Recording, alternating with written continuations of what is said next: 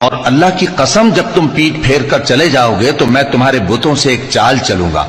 پھر ان کو توڑ کر ریزہ ریزہ کر دیا مگر ایک بڑے بت کو نہ توڑا تاکہ وہ اس کی طرف رجوع کریں. کہنے لگے کہ ہمارے معبودوں کے ساتھ یہ معاملہ کس نے کیا؟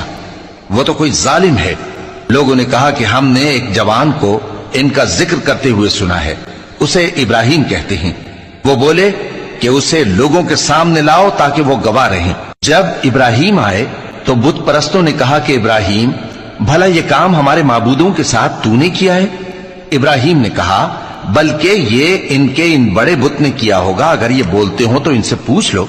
انہوں نے اپنے دل میں غور کیا تو آپس میں کہنے لگے بے شک تم ہی بے انصاف ہو. پھر شرمندہ ہو کر سر نیچا کر لیا. اس پر بھی ابراہیم سے کہنے لگے کہ تم جانتے ہو یہ بولتے نہیں. ابراہیم نے کہا پھر تم اللہ کو چھوڑ کر کیوں ایسی چیزوں کو پوجتے ہو جو نہ تمہیں کچھ فائدہ دے سکیں اور نہ نقصان پہنچا سکیں؟ تف ہے تم پر اور جن کو تم اللہ کے سوا پوجتے ہو ان پر. کیا تم عقل نہیں